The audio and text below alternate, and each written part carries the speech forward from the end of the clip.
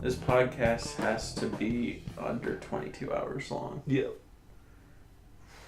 Okay, it'll be a bit of a crunch, but I think we can do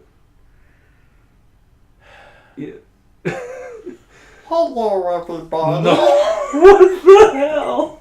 This is how I'm gonna introduce the podcast from now on. I wish you wouldn't. Hey, demons, it's me, you boy. There you go. As much as I hate that, that's better than what you just did. Welcome back to the podcast, episode 32. We took a break. Our monthly podcast. Our used to be monthly, used to be weekly podcast. Now back to weekly podcast. Okay. Welcome back. From this point on, now it's gonna be like more consistent. Is what you're saying? I mean, it should be because Okay. I'm no longer working at my other job that was taking up all of my time. Cool. Did you kill somebody? Yeah. All right. Okay, so we're back, and every time of the two times that we've taken a hiatus, it's always a little difficult to get back into it. And this episode's going to be structured just like the last one. It's just kind of catch up with what we've been doing. Are you ready? No. All right. No, I'm ready. Let's do it. Do you want to start with movies? I hate you. That's not My movie of the week this week is Monty Python and the Holy Grail.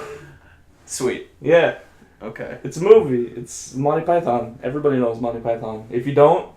This is a really straightforward movie of the week pick. It's like, all you have to say is, it's Monty Python and the Holy Grail, and everybody's like, okay, I get it. Yeah. It's like, no further explanation required. What was it that Mr. Lakewood said? If you don't know what we're talking about, you're a disgrace or something? It was worse than that.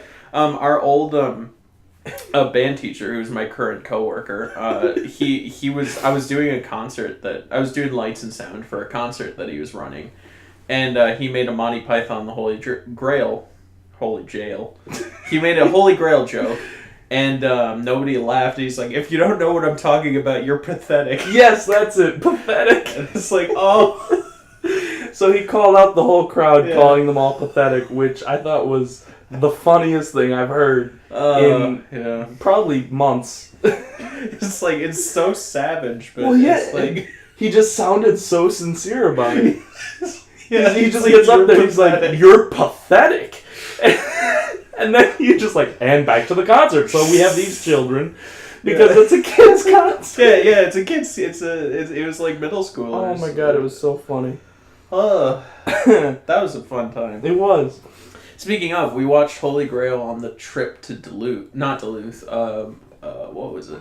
Denver, Colorado. Yeah. On the bus. Yeah. And it was good. And it was that same guy who'd said the pathetic thing, and it was him. He was the reason why we showed it on the trip, because a lot of people hadn't seen it, and he's like, you gotta see it. So we showed it on the way there.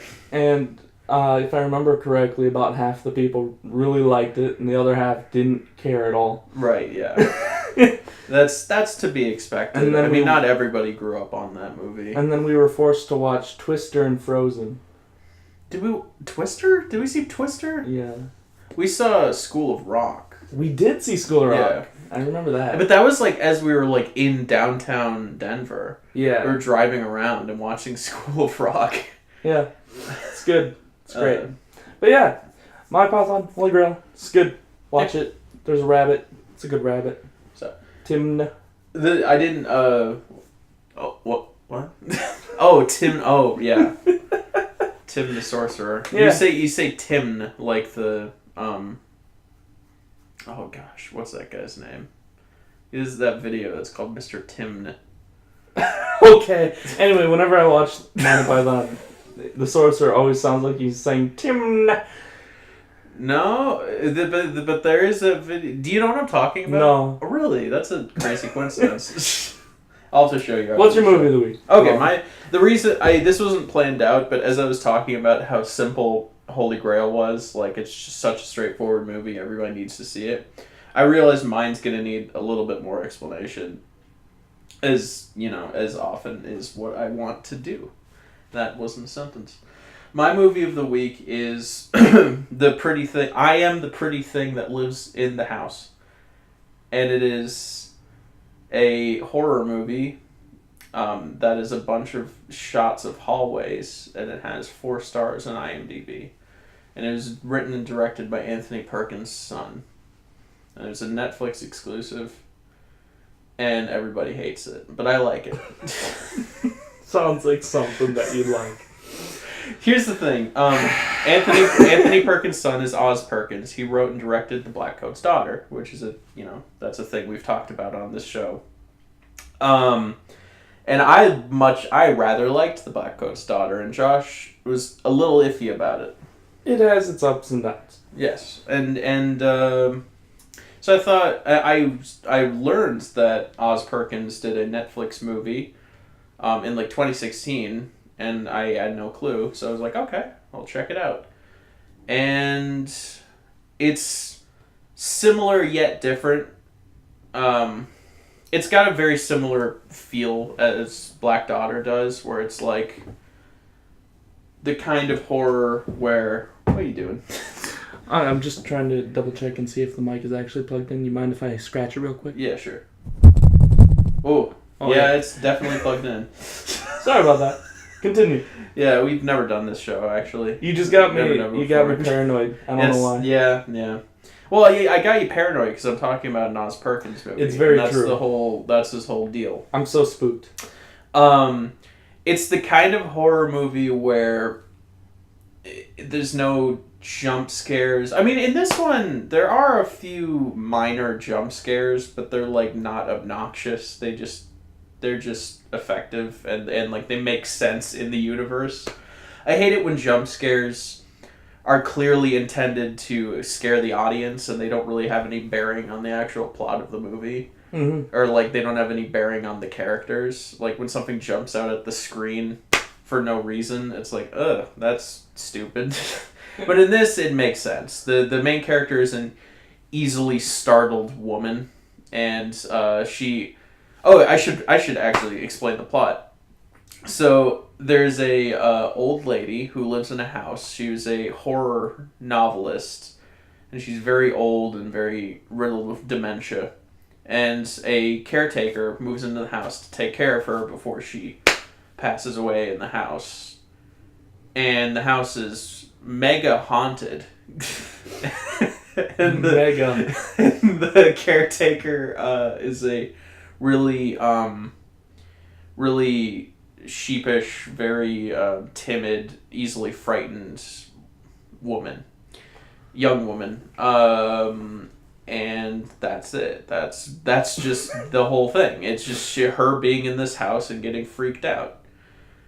And that sounds really stupid. Because the beauty's in the simplicity. And it's probably not the kind of thing you'd like. I don't know. The way I look at it is, it's you know how when we were talking about a ghost story, we said it's like the kind of movie that feels like it should be shown in like an art institute rather than like traditional theaters. Yeah. This is also that kind of movie. It's very slow, lots of beautifully framed, long, slow shots of things, like slow pans, just dark hallways, that kind of thing. And the ghost in question is literally like it is like the most old school thing. It was like, it's reminded me of something from like House on Haunted Hill. It's a old Victorian era like woman who is just see-through, like white and see-through. It's just this really like quaint old school ghost, which also reminded me of a ghost story. It's like a ghost story, but it's not. It is a horror movie. It's kind of got a lot of similarities, and there's even a plot thing that happens later on that's very, very similar to a ghost story. So basically, I like ghost movies, and I like movies that are slow and methodical and creepy rather than outright scary. Like, this movie's unsettling, but it's not really scary. It's just kind of haunting. And yeah, I like this movie a lot. Cool. So, if you want to tell me why I'm really pretentious, send me a email at purplepandapodcast.com. .com. And Not Gmail. No, Purple Panda. No, we got a website now. Oh, we do. We? Okay. Yeah. Good. That's about it. Great. Super good movie. It's a Yep. really, really fun time. We should just make a website and all we have on there is continuously playing that movie over and over and over again. What? I am the pretty thing that lives in a house? Yeah. Yeah, I suppose we could do that. They can't even like leave a comment saying why you're pretentious. It's just the movie. Yeah. Yeah. Yeah. You want to talk about the movies you've been watching? No. Okay, I will. Okay. Yeah, like I said, our structure this time is going to be... I'm going to go through the movies I've seen, and I'm not going to dwell on any of them that much. I might dwell a little bit on each of them, but yeah, it'll be a fun time. And most importantly, it's easy. You got an easy thing to drive the conversation along. So, gonna start? Sure. Alright.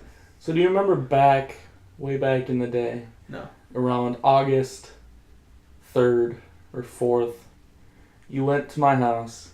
I did. And we ended up watching Looney Tunes Back in Action. Yeah. About 3/4 of it. Yeah. Yeah. And then I left. Yep. I left 3/4 in. Not because of the movie, because I was so tired. Well, that and the internet cut out for some reason. Oh. So okay. it stopped loading as well. So we did that. You seem to be having a decent time though with I was that having movie. a great time. I loved that movie. I kind of want to go back and finish it. I was loving that movie. You were having a really good time.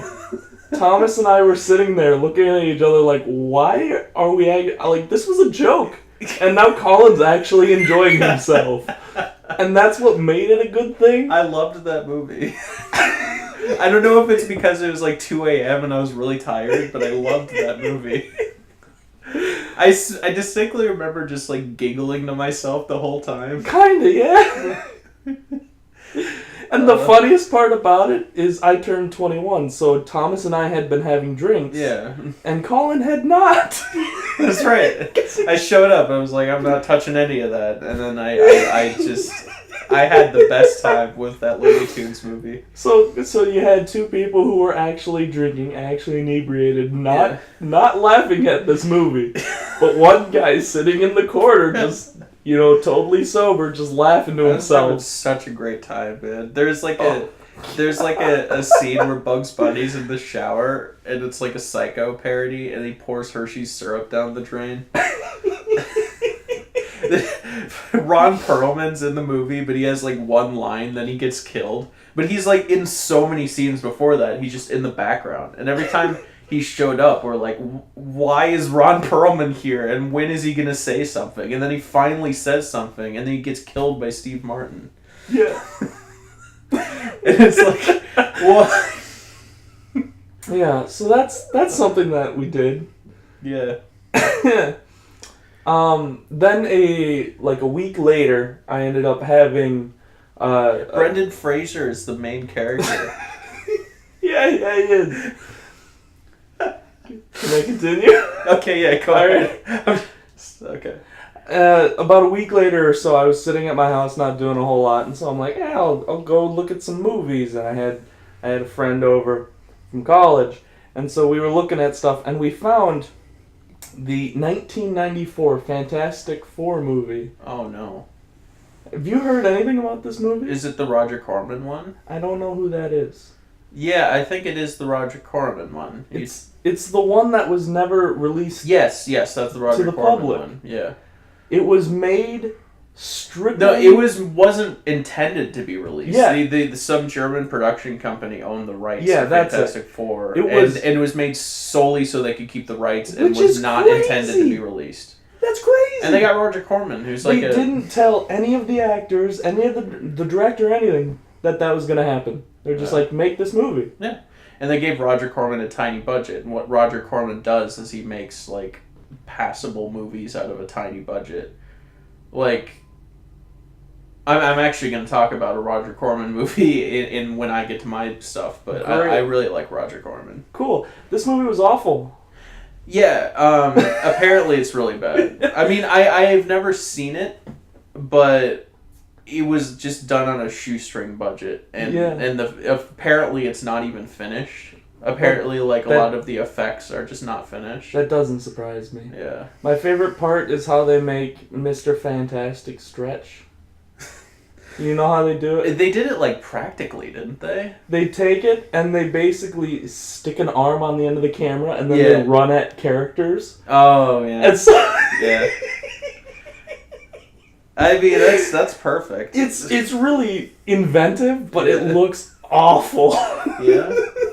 But no, we had a great time skipping around that movie and watching bits that were just awful. And then we finally settled on watching a movie called Game Night.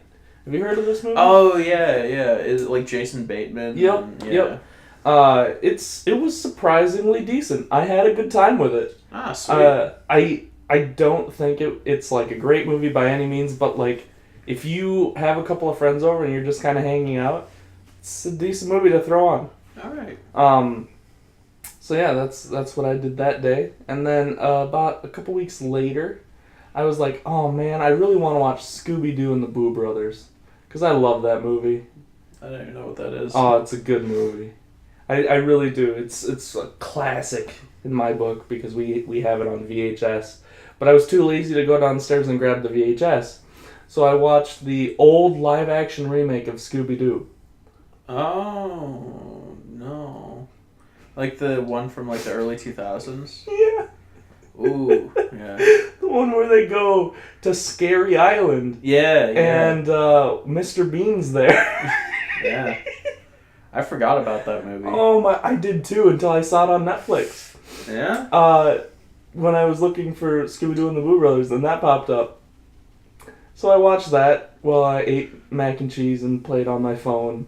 And I forgot how much I actually enjoy really stupid parts of that movie.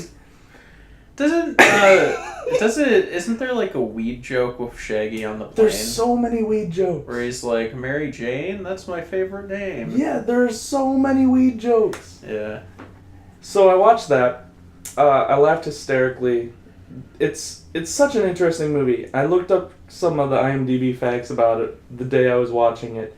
Apparently, Tim Curry was supposed to be in place of Rowan Atkinson. Oh my. But when they told him that Scrappy Doo was going to be in it, he quit. I'm not working with Scrappy Doo. He's like, I hate Scrappy Doo. I'm not going to do this. And so they just got Rowan Atkinson. Wow. That's quite the trade-off. Oh my god. I mean, I guess it's like the thing with Tim Curry and Rowan Atkinson is they're both very talented people and they both play very good comedic roles, but it's like they're not equivalent. Like it's such an odd trade-off. Like oh, I was laughing. Tim Curry played Pennywise. Rowan Atkinson was Mr. Bean. Yeah, it's just two very different people. You know, Frankfurter and Johnny English. Yeah. But anyway, so I watched that. There's actually some really funny stuff in there. If it wasn't such a bad movie with awful CGI, like there's some singular jokes that are just really good. And that's about it. There's also the rest of the movie. Okay. And then I watched the second one because I had nothing better to do. I admire your patience. Oh my god. Well, see, this is all nostalgic for me, right? Because Okay. I've seen these when I was a kid. I thought they were funny. I thought they were cool. They're not. But I still had a good time. The second one is just a worse version, but on the upside, you get to see Scooby dress in disco clothes and dance with an afro. That's nice. No, it's not. Okay. But I laughed still because I'm dumb. And, yeah. So you're telling me the way you laughed at that was like how you laugh at the Elvis bit in Boss Baby. Yes. Where it's like it's so stupid, but it's like it's so stupid it's actually kind of funny. Exactly. I unabashedly love it, but that doesn't mean it's good. Okay. Yeah. So yeah, I watched those and I regret it, but at the same time I had a good time. So there's that. Okay. Fair Um, enough. I rewatched Free Fire and Elvis and Nixon. Oh, cool. Why those two specifically? Well, okay, so it was my mom's, a couple days after my mom's birthday, and so we were hanging out, and we were just trying to find something to watch. And I'm like, oh, Free Fire's really good. I like that movie a lot, and so we watched that. And then we were scrolling through some stuff, and we found Elvis and Nixon, and I'm just like, oh, I remember that movie. I remember kind of liking it. Yeah, we saw it in the theater when it came out. So we sat and watched that, and my parents both agreed, wow, that was kind of boring, but kind of good. I had so many conflicting feelings on Elvis and Nixon, and I don't even know how I feel about that movie. How do you feel about that movie? I remember liking it going out of the theater, Yeah. and then after I watched it again, I remember it being okay. It's like, as a concept, right, it's really good. As a concept movie, it's really good. But it's like the actual movie itself, the delivery's not particularly interesting. It struggles to stay interesting, the whole movie. There's a lot of, like, nothing's going on, and it's kind of boring. It feels like it could be a 15-minute long film. Yeah, it feels like it would work better as a short film. Yeah. Like, it doesn't have enough to sustain the whole movie. Because it's based on such a specific thing. Mm-hmm. It's like, it's based on that one evening where Elvis met Nixon. And it's like, can you really make a whole movie about that? And this movie proves that you can't really, without throwing in unnecessary stuff. Now, what I wish they would have done was make maybe a half an hour of that whole movie, just in a half an hour, and then the rest of the movie is Black Dynamite extremities of him actually doing CIA undercover missions. Yeah. Because that would be great. Yeah, that would be amazing. Imagine Ian McKellen, but in Black Dynamite. Yeah. Elvis and Nixon is the artistic equivalency I said of... Ian McKellen. Wait, what? Wait. I meant to say... What's his name? You're thinking of... Oh, jeez. I hate everything. I can't remember his name either. Fish. He's the he's the enemy of the fish. He's in Shape of Water. I hate Michael Shannon. Michael Shannon.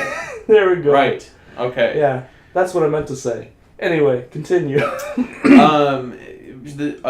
Jeez, no, I lost my train of thought. Oh yeah, Elvis and Nixon is the artistic equivalent of The Last Jedi.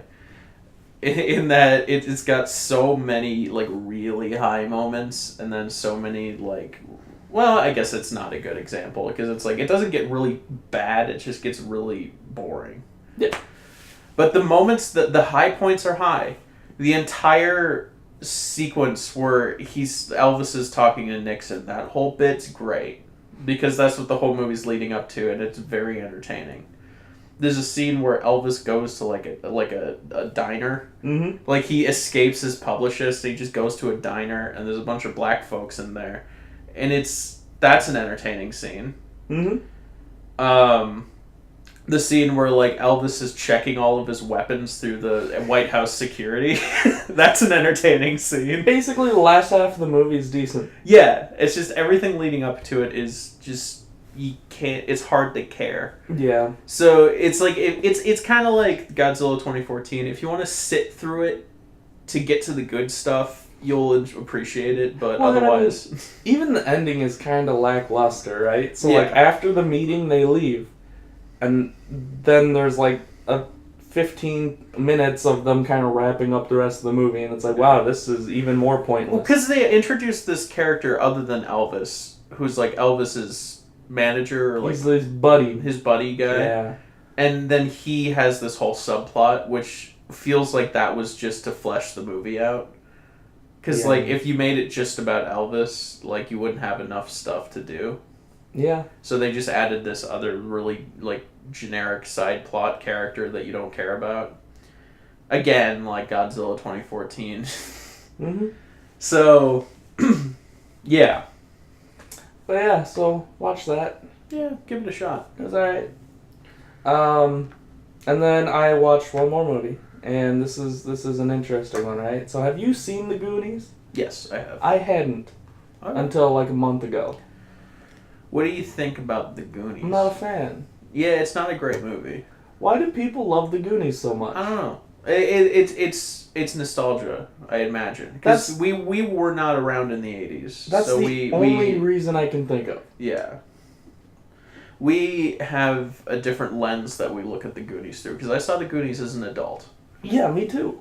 And it's and as an adult who was not alive in the 80s. And it's like, I just see a kind of weird kids fantasy movie that's not particularly great. Yeah. And I don't see it as that movie I loved as a kid back in the 80s. Well, and it's like oddly sexual. Yeah. And it is weird, like the relationship between like the adult girl and the kid. Yeah. It's like, oh. Well, and then like, and it's like oddly scary sometimes too. Yeah, it is pretty frightening. A kid would be pretty freaked out. And there's like a deformed human that's kept in this, like, it's dark. It gets dark. Yeah. And then... But it has the best ending of any movie ever. When the pirate ship just flies away. The pirate ship just sails off into the sunset. Yeah. And I was like, oh my god. Okay. But yeah, I watched it with my little brother, and we both came away from it going, wow, that was mediocre. Yeah. I was expecting something a little more, because it's raved about. People rave about that movie. There's still merchandise being put out about the Goonies. Yeah. Like, I just saw a guy walking around with Goonies Never Say Die shirt. And I don't know. I don't understand the love for this movie other than nostalgia. Well, yeah, I mean, and it's the interesting thing about it is it's not just people love the Goonies, it's that the Goonies was influential. It's like the Goonies and It are what spawned Stranger Things, like specifically. You could see a lot of Goonies influence in Stranger Things and a lot of It influence. And it's like, I as well, I haven't seen the 1990 It miniseries yet, but I hear it's also like the Goonies. It's not very good, but people love it regardless. I'll have to see it to tell you for sure, but that's what I hear about it. I have that on DVD. I've got it on Blu-ray. Oh, I just haven't seen it yet. How about that? Yeah. Well, there you go. That's homework. Yeah. For some time. It's like 3 hours long. Yeah. So it's difficult to like want to sit down and see it. Well, especially if you've heard that it's not like great. Yeah. Like, that's a lot of time to put in for something that is going to be like the Goonies. Yeah. That isn't going to, vibe with you. Yeah, well, we'll see. But, well, anyway, wasn't a huge fan of the Goonies. If you haven't seen the Goonies and you're over the age of like 15 already, maybe don't. But if you want to know what everyone was raving about, you'll probably just realize it's nostalgia, or maybe you'll love it. You know, this is a groundbreaking podcast because the outcome we have is don't watch the Goonies. Kinda. If you haven't seen the Goonies, don't watch it. Well, and yeah. I mean, I can't tell people that, oh my god, you guys gotta go see the Goonies. Yeah. In this day and age. It's just, there's better things to go see. Alright. Well, email us about how you want to kill us. Like how you want to kill us, not like the method of which you will want to choose. Alright. Great. Colin, you got any movies you've seen? I've got, a couple dozen. No, I don't think it's a dozen. We'll see. Okay, so, like I said, I'm just going to go through these pretty quick. The Day the Earth Stood Still. Last time I saw this, I was a child, so I remembered nothing about it, and it's really good. I liked it a lot. Have you ever seen it? I don't remember. Okay. Next is Sorry to Bother You, and I was trying to remember if I talked about this in the last podcast. I did not. Sorry to Bother You is very strange, and I liked it, but it wasn't nearly as good as it could have been, and I think it jumped the shark a little bit with how strange it is. I don't want to spoil anything because absolutely go see it, but it gets so bizarre that I felt weird watching it in a big theater with like other normal people there, because it's the kind of weird, creepy, like perverse thing that I would typically watch on my own, and like I would enjoy it and not recommend it to people because it was like, I saw The Greasy Strangler, but you probably wouldn't like it because it was really weird. This felt like The Greasy Strangler at times, especially near the end, and I was like, I cannot believe I'm watching this next door to Ant-Man and the Wasp. So it's an interesting theater experience, and it's the only time I've ever, and I went to see it on my own because I didn't nobody was available to see it with me, and I don't think anybody would have wanted to see it with me. Maybe you. Maybe I would have Chris. loved to see this movie in theaters. Yeah, it's definitely check it out. I'm just gonna mute my phone there. It's one of the only times I've ever been in a theater where something has made me want to laugh, but I've stifled my laughter because, and it is a comedy. It was trying to make me laugh. But the thing is, it's like the whole theater was dead silent, and it was so perverse and so weird that I was like, if I laugh, they're gonna think I'm a total weirdo. I would have just laughed out loud because it was so. Just see it. I can't talk about it without spoiling things. Just check it out. I laugh at the dumbest things though. Yeah. I was sitting in Star Wars, not the last one, but the one before it. Yeah. So the 7th one? Yeah. And I don't remember what happened in the beginning, but I think somebody just like, it was like this super serious moment and somebody like fell down and I laughed out loud in the theater. Okay. And I was the only one. And Thomas and Paige both just looked at me. Yeah. And they're like, what are you doing? No, I get that too. It's just like crap happens. The strangest things trigger my humor response. Like I don't know what it is. It could be something really subtle in a movie, just like a look somebody gives somebody else, and I'll just burst out laughing. Totally. I don't know. Totally. It's very bizarre. So. Yeah, I completely agree. Yeah, but sorry to bother you. It wasn't that. It was more like something right out of a John Waters movie was going on, and I was laughing at the sheer absurdity of it, and everybody else was just horrified. It was more like that. So yeah, moving on. Blues Brothers 2000 is just the worst movie I've ever seen. And that's about all I have to say about that, other than it sucks. Just don't watch it. I love Blues Brothers. Like, it's one of my favorite movies. And this is the most insulting thing I have ever witnessed. Alright. And being John Malkovich is pretty good. Kung Fu Hustle is pretty good. I feel like I've talked about both those movies. Commando, I've definitely talked about that. Miami Connection, have I talked about Miami Connection? I think you did briefly. Go watch Miami Connection. It is the greatest movie to come out of the 80s besides Buckaroo Banzai. Beware the Slender Man. Oh. Have you heard of or seen this documentary? Definitely heard of. I have not seen it. Do you know the story about what it's about? Not really. It's a Midwest thing in Wisconsin. There's these two girls who tried to kill their friend because the Slender Man told them to. And this is a real thing. This is a documentary. It's a documentary? Yeah. Oh. This is a real thing that happened. Two girls tried to kill their friend because the Slender Man told them to. Wait. It was on HBO.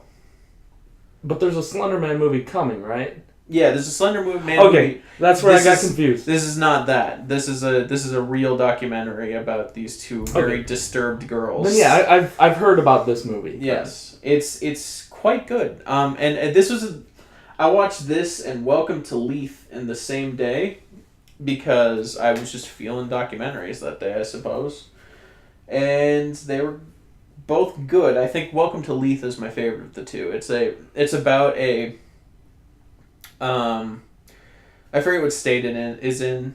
Jeez, I can't talk. I forget which state it takes place in, but it's a very small town of like a couple hundred people. And it's a really small, unassuming town. Everybody knows each other. It's a really laid back place, farming community. And this guy shows up there, and he starts buying up property all over the place, and nobody knows who he is. And it turns out he is a high-ranking member of the white nationalist, like neo-Nazi group, and he's like the head guy. And the reason he's buying up land in this small town is he's moving a bunch of white nationalist, white supremacist people to the town to like take it over.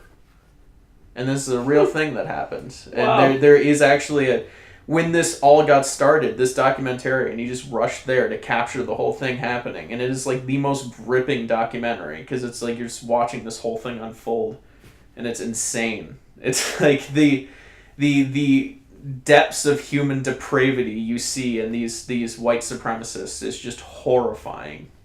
And it's probably one of the best documentaries I've seen in a long time. So all right. Check that out for sure. Sounds very interesting. It is very interesting. Does it have a happy ending? Not really. That's a bummer. It's kind of you'll see. It's an unsatisfying ending, and because that's just the nature of the situation. In real life, there are no happy endings or sad endings. It's an unsatisfying ending, but it doesn't bother you if you just think about it. It's like, like this is what really happened. Yeah. Yeah. Mission Impossible Fallout. I saw that. Have you seen that? No. Okay. Everybody loves this movie, and I thought it was just fine. I didn't dislike it at all. In fact, I loved it. I liked it quite a bit. I gave it 7 stars. How'd you like Henry Cavill in it? He's Henry Cavill. All right. He plays the same character in every movie he's in. Superman. So, yeah, he was Superman in the movie. So that's cool. Yeah. Great. A lot of the comedy felt really weird to me. Like it's not. It was kind of forced and not very funny. But I will say the action is probably the best it's been in the whole series. Oh, okay, I'll say whole series. What I mean is the new ones, the 4 and onwards. I've seen Mission Impossible 4, 5, and 6, but I've not seen the originals. I should point that out. Really? Yeah, because I had no interest in the originals, and then when the 4th one came out and it was directed by Brad Bird, I was like, geez, I gotta see this. And then from that point on, I started seeing them. That's funny. Yeah. So, but of the 3 I've seen, this has got the best action. So, cool. If you like action, for sure, check it out. Really good action. Cool. And there's some twists that are super satisfying. There's a point in the last part of in like a little past the halfway point in the movie, there's this big twist, and the whole audience just gasped and did like a standing ovation. So, and I will say this movie was elevated by the crowd reactions when I was there, because people were so into it and people were having a great time. There's a big applause at the end of it, and I was like, there was an applause at the end? Yeah. Wow. When the movie ended, the whole crowd, it was packed. I saw this in Duluth, Minnesota, and the theater was packed, and it's like, wow, this is like the most hyped I have ever seen a crowd, probably. So that's crazy. That helped. That helped the movie feel kind of cool. I bet. Deadpool 2, I saw it again. Not much more to say about it. I still like it. Good. The Good, the Bad, the Weird. I've probably talked about this. I saw it again. I still like it. The Royal Tenenbaums. I saw it again. I still like it. Never Too Young to Die is a film. Wait, does this have that guy from Kiss? House? No. What? The Hugh Laurie? No. Oh crap! What's the show? Full House. I have no clue. It does. It has the guy from Full House. Does it? Yeah. Okay. What's his name? I have no clue. I don't know. He's the main guy right on the... Oh, you mean John Stamos? Yeah, John Stamos. Oh, okay. Or something Stamos. I don't know. I think you're right. Okay. Yeah, it does. It also has the singer of Kiss. What's his name? You know him. Gene Simmons. Gene Simmons. It has him as a hermaphrodite Yeah, I've heard guy. of this movie. Yeah, yeah. It is super weird. I don't know. It has some very funny moments, but overall it's just kind of strange. The whole issue with it is it's trying to be a Bond parody, but it's also trying to be a Mad Max parody, and these things do not mesh well. Because all the villains are like weird Mad Max post-apocalyptic, just crazy weirdos with like wrecked up cars, and like they're all dressed in like they're all like half naked, and they have like weird hair, and they just look like Mad Max characters. But everybody else in the movie is just normal, and you don't know why you don't know why this gang exists and what's going on.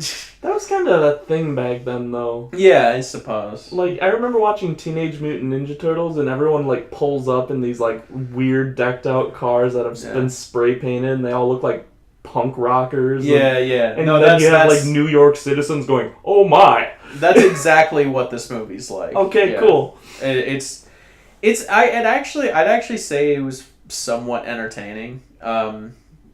It's not a very good movie, but it was fun for the most part. So, yeah. I saw Paddington and Paddington 2 back to back. Have you ever seen either of these? I have seen part of the first one. It has Hawkins in it from Shape of Water. Yeah, Sally Hawkins. She's in both. These are some of just the best kids movies in the last 5 years, and as you saw, I gave 8 stars to the first one and 9 stars to the second one because I loved them so much, and this has everything to do with the fact that they're British. Because great, most kids movies, I was like, I could take it or leave it, but these are British, and the second one's got Brendan Gleeson and Hugh Grant in it. Nice. And they both give just... I feel like they both steal the scene so much when either of them are on screen. They give such amazing performances that, like, the two of them never appear on screen together, and the reason for that is the whole film would implode. There's so much scene stealing going on with those two, and they're just delightful, wholesome, funny, genuinely funny movies. And great for kids, great for adults. I mean, there's some kind of adult humor here and there, but mostly it's just like actually funny. It's not just like stupid. It's just good, just really good writing, good funny scenarios. It's like a lot of slapstick stuff, but the slapstick's inventive and funny. It's British, so the dialogue's actually more witty than you'd expect it to be, and there's some great comedic delivery. Very cool. Yeah, no, super great. I would absolutely recommend them. Love on a Leash.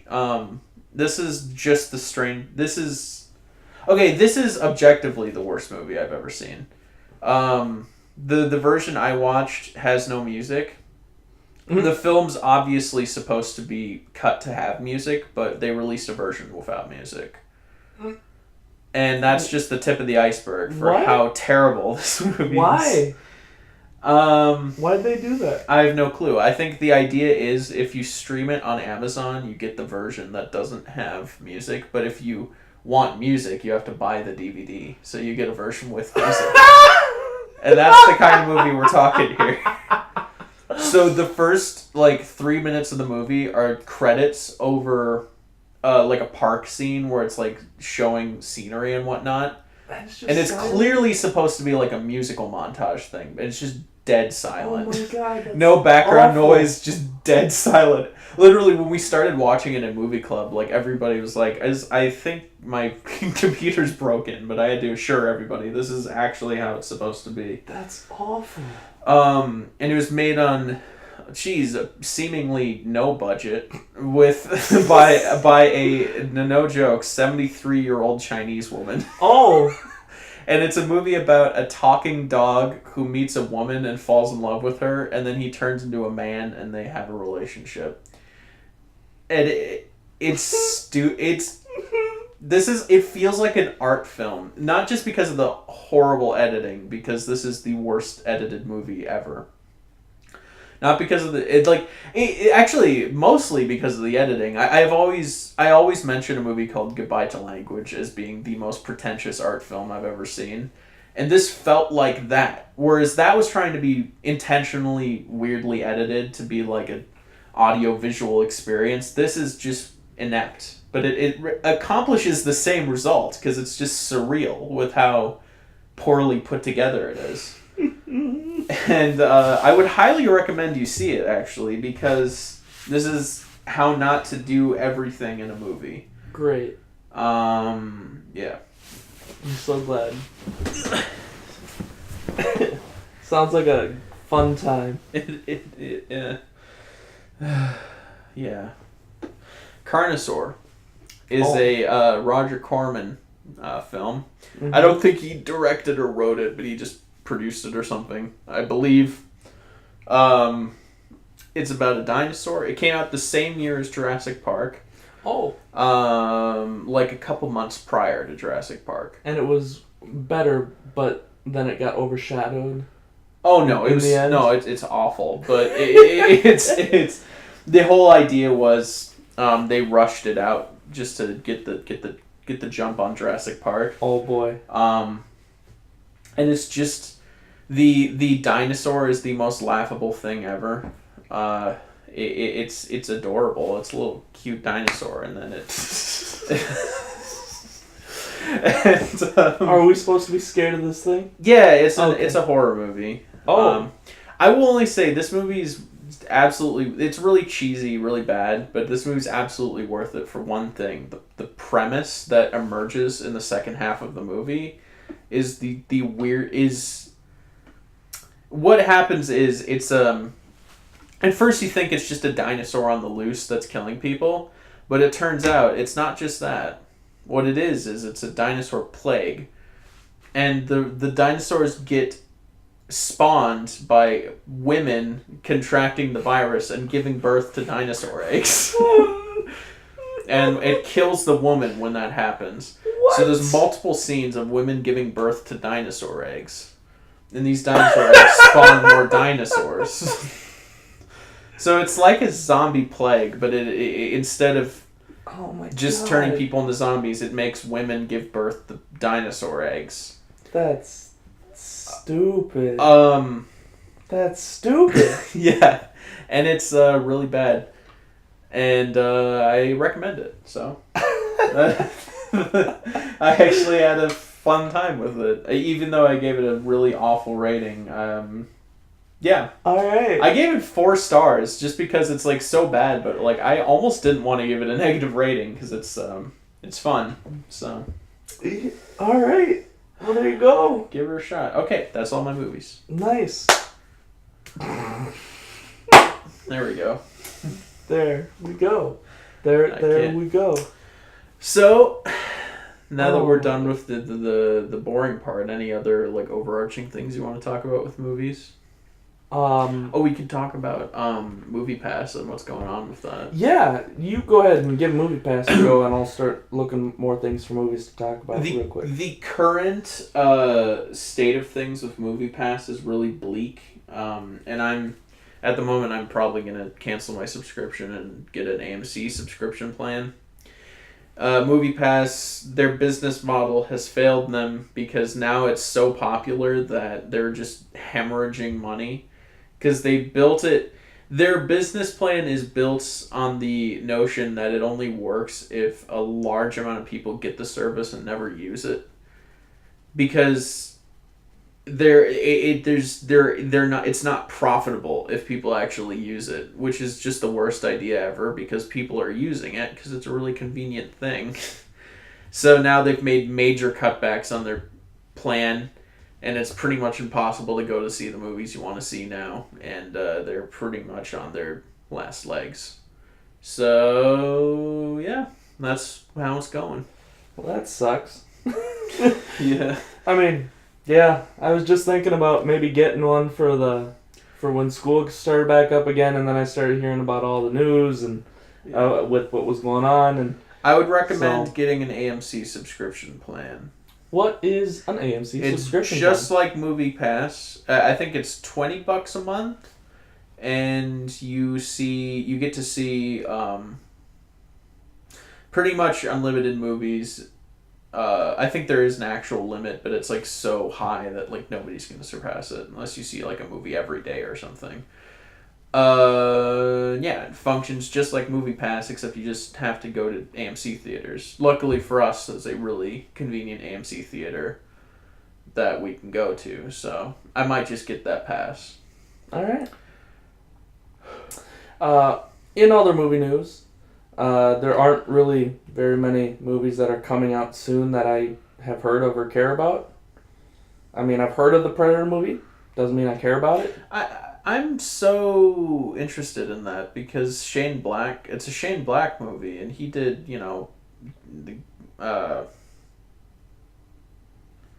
what was that? What was that movie called? I don't know. The Russell Crowe and Ryan Gosling, they were like private detectives.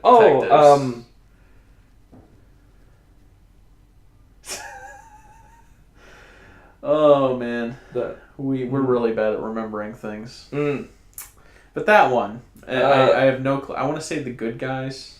You're really close because that's what I was coming up with too. The Nice Guys. The Nice Guys. Yes. Nice Guys. But yeah, no, this Predator. It's by Shane Black, who did The Nice Guys. He did Iron Man 3. He did the Lethal Weapon movies, and he's done good movies. But the Predator trailers look terrible. Yeah. So I don't know. And then a little bit more down the line, we have the Venom movie in October. Okay, I don't care. I really like Tom Hardy. Yeah, I don't care. And I really like Venom as a character. Yeah, right. I don't care. I want this movie to be good. That's fair. It looks bad I don't care. in the trailers. I'm not gonna see it. I am sad. so uninterested in it. I saw the trailers. I was like, okay, I can just miss that one. And we have Goosebumps 2. Oh, I don't care. And we have one that I'm actually looking for that comes out on the same day as Goosebumps 2. Yes, what's that? First Man.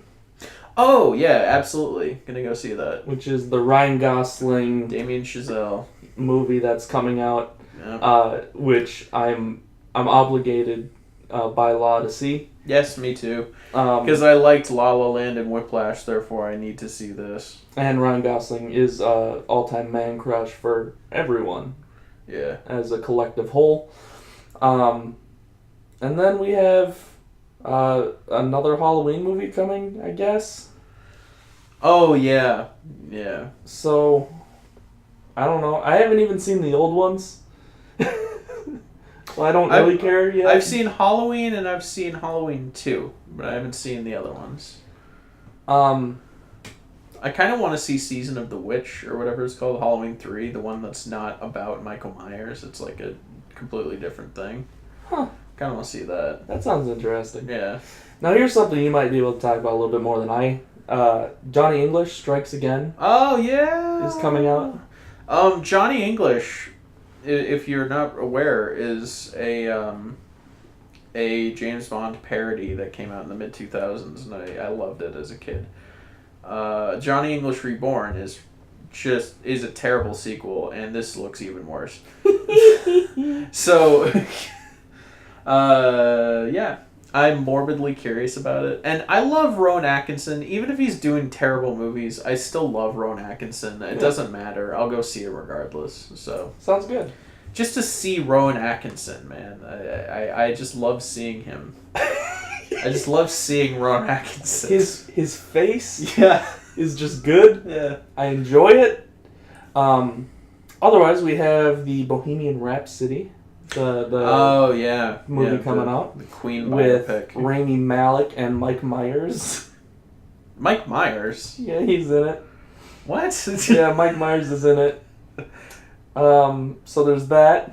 Really? Yeah. I had no clue he was in it. I am kind of excited to see this. Oh, yeah, for sure. I like Rami Malek. Yeah, it looks... the trailers make Queen's it look good. pretty good.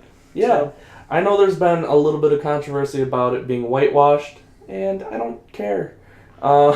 Yeah, whatever. Is basically what it's come down to.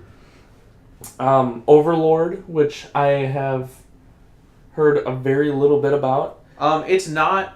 It's no longer. It's not a Cloverfield movie. Connected to, or Nope. was never connected. The funny to? thing is we discovered it on this podcast as we were recording. You were like, "Oh wow, Overlord's the next Cloverfield movie," and I was like, "Oh yeah, the next Cloverfield movie is going to be a World War II movie." And then the trailer came out, and I was like, "Sick! Let me check this out." And I watched the trailer, and it was like, "This has nothing to do with Cloverfield." And I looked into it, and it's not a Cloverfield movie. Well, now. and that's the thing, right? Because Yeah. when I first heard about it, I heard it was going to be the next Cloverfield movie. Yeah, me too. And the original poster on IMDb for it had the lines. it did. Cloverfield So lines. maybe they dropped it because of how bad Paradox did. I think the idea is Cloverfield Paradox wasn't supposed to be a Cloverfield movie. It was a different movie, and that they just butchered up to make it into a Cloverfield movie. Mm-hmm. And I think they did the same thing with Overlord, but Cloverfield Paradox.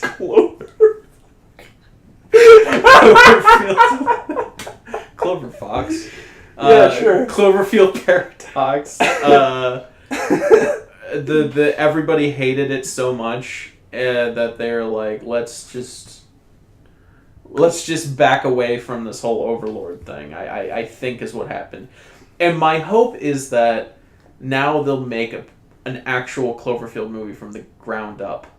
That's my hope. That'd be a good idea. Because they haven't done that since the first Cloverfield movie. Yeah. 10 Cloverfield Lane wasn't a Cloverfield movie. They just kind of like converted it. And the worst parts of that movie are the Cloverfield integration parts. For sure. Cloverfield Paradox wasn't supposed to be Cloverfield. They converted it, and the worst parts of that movie were the entire movie. And Overlord.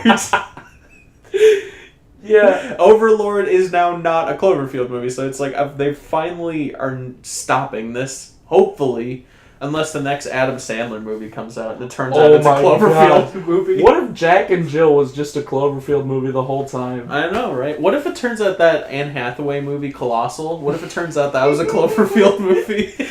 Oh my god. Oh man. Boy.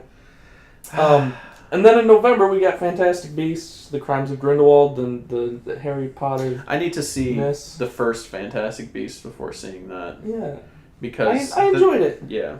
I didn't because I wasn't interested, and then I feel like now that this is going to be a thing, like this is going to be a series, I should probably catch up. And did you watch the Harry Potter movies? Not really. I've seen most of them, but I didn't like religiously watch the series. Alright. I read the books. I read all the Harry Potter books. I loved the Harry Potter books, but the movies I was never that into. Okay. So we got Ralph Breaks the Internet. Yeah. Which is actually just the Emoji Movie. It kind of sounds like it. Yeah. So I'm not like super pumped for it. The trailer looked okay. It Yeah. looked like the Emoji Movie, but like actually kind of funny. So Yeah, I don't know. It's not anything that I'm like super duper excited for. I saw Wreck-It Ralph and I liked it, but I wasn't. I didn't finish it and say like, wow, I can't wait for a sequel. You know? Yeah. It's one of those movies where it stands on its own and it's like, cool, I'm satisfied. I don't need more. So then we have Spider-Man Into the Spider-Verse, which I'm actually very excited Oh yeah, for. I'm pumped for that. Get me some Miles Morales up in here. Yeah. Very exciting.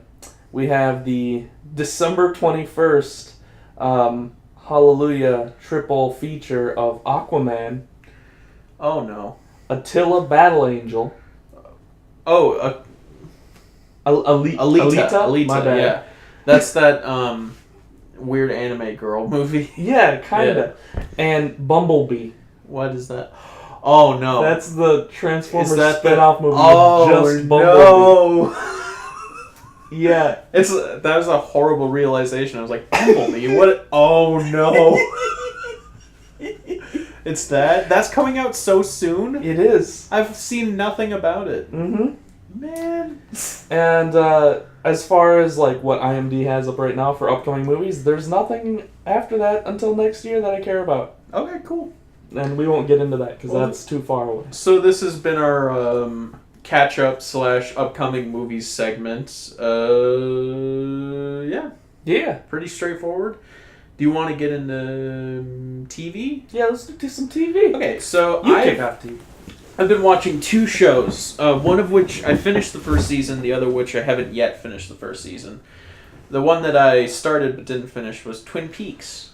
Oh my god. This is crazy. Oh, really? Literally yesterday, I nearly started watching Twin Peaks. Really? Yes. Out of the blue. Well, you totally should, because I'm watching it. It sounds like a show you would totally get into. It absolutely is. It's a Colin show, yeah. So yeah, no, I'm totally down to watch some Twin Peaks. Oh, totally do. I want to hear what you think about it. I've heard it's good, and then it gets really, really weird. It does. Which I'm very excited I'm for. at the point in the first season, I'm in the last few episodes, where things are really going off the rails, and See, I'm loving every bit of it. Back when this show came out, my dad actually watched it. Yeah. And he said he watched most of the first season, and then it got way too weird for him, so he stopped watching. Yeah, for sure. I mean, the funny thing is, it's like, you wouldn't know what to expect if you're not familiar with who David Lynch is. David Lynch did this show, and he also did Eraserhead and the Dune movie. And he's a very bizarre person, and he does very bizarre work. And I almost called it Stranger Things. And Twin Peaks. Twin Peaks, it feels like a normal murder mystery investigation show for about the first half of the first season, and then it gets crazy. Cool. So, yeah, check it out for sure. I'm definitely going to. It's weird because like I know this guy. I've heard lots of things about this guy, but I've never seen anything he's made. Yeah, no, this is my introduction to David Lynch. Really? Honestly, yeah. Huh. You would think I would be more into him than I am, but You've never seen Eraserhead? I've never seen Eraserhead. No. Yeah, me neither. I'm going to when I'm done with this because I'm loving Twin Peaks so much. Cool. I've been told after I started watching it that some people who are David Lynch aficionados have told me it's a good thing that I'm watching Twin Peaks. Well, not exactly this, but they're basically like, Twin Peaks is a good starting off point for David Lynch because it eases you into it. Cool. And it's actually very well written, very well acted for the most part. There are some actors that's like, I can't tell if they're being intentionally eccentric or if they're just bad actors. I don't know. There's some kind of iffy performances, but like the writing's really good, and for the most part the acting's great, and it gets crazy, and it's just a wild ride. So cool. And there's a government agent character. His name is Agent Cooper, FBI agent, and he is one of my favorite characters. He's my favorite character in the show by a long shot. I think you'll like him too. He is just an amazing character. So totally check out Twin Peaks. I'm kind of obsessed with it at the moment, but not as obsessed as I am with BoJack Horseman, which is the other show I'm watching. I've heard amazing things about that as well, and I haven't picked it up yet because I'm sure I'll get sucked in. This show, yeah, I'm going to have to watch the whole thing. I just finished the first season, and I am down to watch all of it. I don't want to give... Have you heard the general vibe that this show has? I've heard it's about a washed up actor. Yeah. What else have I heard? Like he's just like spiraling, and it's Yes. like a depraved but like really well written show. It is. And it's just supposed to be amazing. The thing is, I kind of got this spoiled for me. The idea behind it is it's a comedy that kind of ceases to become a comedy at a certain point. Like, I mean, it is always a comedy, but it's kind of reminds me of Always Sunny if their antics caught up to them eventually and they had to pay for what they did. Oh my. It's kind of like that. Oh my. Or it's like the whole show is just messed up and depraved and crazy, and it's just this downward spiral, like bender after bender, and he screws over all the people he loves, and he's just selfish, and it gets depressing, and it takes a turn, and it gets just bleak and depressing. Yeah, no, Near the end of the first season, and it's like it's a show about a talking horse. Yeah, this show about a talking horse really made me just got me emotionally. yeah. Well, and I've heard people who like they don't watch a whole lot of TV, but they hooked onto the show and they watched it and they watched all of it, and they're like, yeah, I've never watched a movie or a TV show that's made me cry except for BoJack Horseman. Yeah, I was kind of tearing up. There's a moment near the end of the season like that ends off an episode, and it's like it's so impactful when a show that's all about being funny, the jokes stop and it just gets really real. And there's a moment later on where it's so shocking. It's nothing like crazy. It's just what happens is so real, and it's not a joke, and it's so shocking. It kind of reminds me of like Atlanta. Atlanta does that sometimes. Yeah, for sure. It's that similar thing. But BoJack takes it to a crazy extreme, and it's like, wow. And it's a comedy show that will make you want to cry. So very cool. Definitely see it. I cannot recommend it enough. It's a fantastic show. So very cool. Yeah, that's the TV I've been doing. Mine are a lot less exciting than those two. Yeah. Probably. One, I'm gonna start off with the simple one. I've restarted watching The Office again. Okay. For the, I don't know, probably 10th time. Yeah. It's so good.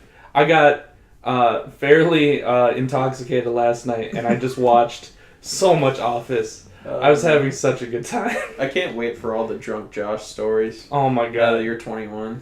Yesterday I found out I like old fashions and Manhattans quite a bit. Yeah? I'm gonna have to make you a old fashioned sometime because oh yeah, I've had an off-brand old fashioned. What I bought a like whiskey cocktail kit for my dad for Christmas, and we mixed up some of it with the whiskey we had, and it was like super. The old fashioned was my favorite of them, but the rest were like, ew. It wasn't great, but yeah. But yeah, so it's very exciting. Iron butterflies are good. I don't even know what an iron butterfly is. It's a White Russian, but instead of heavy cream, you just put in Bailey's. Oh. So it's just all alcohol. Yeah, that I think we were talking about that one. Yeah. Yeah. That sounds like it'd be good. Yeah. It is. It's very good. It's not as smooth as a White Russian, but it is very good. Mm-hmm. I found a beer that I actually like that I can find. It's Outboard Milwaukee Cream Ale. It's very good. I enjoy it a lot. Sweet. Let's see. Anything else exciting? Not really. Mm. Anyway. Cool. Back to TV. So I've been watching The Office. Mm. You were over. We watched an episode of Wellington Paranormal. Yes. Which is Have you been seeing more of that? I haven't yet because I got sucked into The Office. I'm sorry. I'm so excited to talk about that show. I'm a miserable wreck. I can't not watch The Office. That's fair. But I'm very excited about that, and I'm very excited to watch Taskmaster and Would I Lie to You, which are on my lists. And by my list, I mean I'm going to watch them after I finish The Office, which I'm over halfway through already. Okay. Fair. And I just it's awful. Yeah. I've been watching a lot of Office. But in the meantime, I watched the entirety of Dark Tourist on Netflix. Oh, I've been meaning to see that. I was just mentioning it to people. Yeah, I watched all of it. Okay. It's very good. I love the premise for that show, and it sounds super interesting. And I love that the main guy, he's a documentarian. He did Tickled. Oh. Are you familiar with Tickled? Yeah. Yeah, he did that. So I know his work, and I know he gets into some weird stuff. Yeah, no, it was super good. I really like this show. Is the show all that like dark and messed up as it seems? It gets pretty messed up sometimes. Okay. It's not all, awful and horrible, but it has its moments every now and then. like where he like thinks he might actually be in danger. Right. It's like, oh, maybe I shouldn't do this. Yeah. Yeah. You know, he goes to some pretty interesting places. There's an episode where he goes to Cyprus. Cyrus? Cyrus? I don't remember. But it's a small island off the coast of, I think, Spain or something like that, or Turkey. And it was owned by the people there, and then it was invaded by Turkey. Oh. And then they now have like a no man's zone. That's an entire city that he tries to go into, and he gets stopped on multiple occasions. And then he also goes to the Turkey side of that island, and it's scary how like it's a huge place. There's roads that have like 8 lanes, but it's just completely empty. It's a ghost town. You know, that seems to be a thing about that show. I love urban exploration and places that go to like abandoned locations and abandoned buildings. That's a major interest of mine. And that show looked like it was going to kind of do that kind of thing occasionally, so that's like the main reason I wanted to check it out. It won't do it as much as you probably want, right? But it has a little bit of it. And I really liked it. I thought it was a lot of fun. I'm excited for the second season to come out. I'm super pumped. The main thing that drew my interest is that he goes to Aokigahara in the second episode. It says he goes to a haunted forest in Japan. Is it the haunted forest in Japan? The suicide forest? If I remember right, it is. Because I keep telling people, oh, he goes to Aokigahara in the second episode, but it's like, I don't know that for sure. I just read that he goes to a forest in Japan. I just assumed it was that one. Yeah. Because that's like the big one. That was the Jake Paul one. Yeah. So. But that was really, really fun. I enjoyed that show a lot. But yeah, otherwise that's kind of all I'm doing for... Oh, that's not entirely true. I started rewatching Supernatural again as well. Ah, nice. I'm trying to catch up so I can get back to where I was, because I ended up falling off because it got boring. But apparently it's supposed to start picking up again, so I'm trying to rewatch it. And I just hit the spot where Bobby comes back in, and if y'all have seen this and you know Bobby's best. So... Yeah, I've never seen. I'm very excited. You know, I was gonna see those guys live, but it didn't happen. Do you remember that? It didn't happen. It's very true. Me and Josh, back when we were cringy teenagers, and we would go to things like Medicon, which is a like anime convention. Yeah. Yeah. Back when we did that sort of thing. I not that I wouldn't still do it, but I probably wouldn't still do it. If I'm being completely honest with you. Anyway, we went to Medicon, and the guys from Supernatural were supposed to be there, like the 2 main stars, and they just didn't show up. Yeah, I don't know what happened. Yeah, we were just waiting for them. We were just like, oh. And then somebody came in, and it's like, they're not going to be here. I was like, okay. Yeah. But yeah, no, I like that show. It's interesting, right? Because I started actually watching this show like after it had been out for a few years, and it was put on Netflix. Yeah. So then we caught up, and then we were watching it as it was being released on live TV. Mm-hmm. But what's interesting is then I stopped watching it with my family, and I started watching it on my own again. So I restarted from the beginning, and I watched the first episode, and apparently, when I was like 8 years old or something, like really quite young, I remember sitting on my chair upstairs, and I went and I turned on the TV, and this was back when we had a CRT TV, and I was sitting there and I was scrolling through the channels, and I saw this thing, and I clicked it and I watched it, and it was already about halfway through, and I remember it scared the living daylights out of me as a child. Oh yeah. And I was frightened. I had nightmares about this weird ghostly monster for like 2 years afterwards. Like it stayed with me. But then it took me another like 5 years for me to go back, watch the first episode of Supernatural, and realize that that's what I saw as a child. Really? When it was first aired on TV. Wow. And it scared me. awful. That must freak you out when you're just watching this show and then you're like, there it is. Yeah, no. When I rewatch the first episode, I get frightened because as a child, that legitimately scared me. You know, I have a thing like that too. Funny you should mention it. The exact same thing happened to me, not with Supernatural, but with the show Ghost Whisperer, which with oh my god, I think Jennifer Love Hewitt. Yeah. I flipped to that because that was big when we were kids. For sure. Ghost Whisperer, and I flipped to it. And it was just an episode. I don't exactly remember what it was. There was a ghost that had some weird deformity, and it freaked me out, and I ran out of the room. So I totally get that. Yeah. I actually watched Ghost Whisperer, Medium, and Supernatural with my mom when I was younger. And it's funny because now I go back and I watch Supernatural, and they actually have jokes about Ghost Whisperer and Medium in that show. Fair enough, because they were kind of on at roughly the same time, I think. Yeah, so. It's very funny though. That, you know, that I'm going back and seeing all this now and being like, wow. Just ghost drama. Just bizarre. Ghost dramas were really popular in that era. Yeah, they were. It's interesting. Yeah. But that's about all the TV I've been watching. Mostly The Office. Sweet. Do you want to just end it out on music? No, I got video games to talk about, my man. No, you don't. Alright, you do. What? Okay, fair enough. We can end it on video games if you want. Well, I mean, I wanted to get to music. There's a couple things to talk about. You want to do music now or after video games? I don't care. Let's do music now. Okay, cool. What's your music of the week, Colin? My song of the week... Okay, hold on. I gotta look it up. Okay, my song of the week... Because I couldn't remember the exact name. My song is Adagio for Strings, OP11.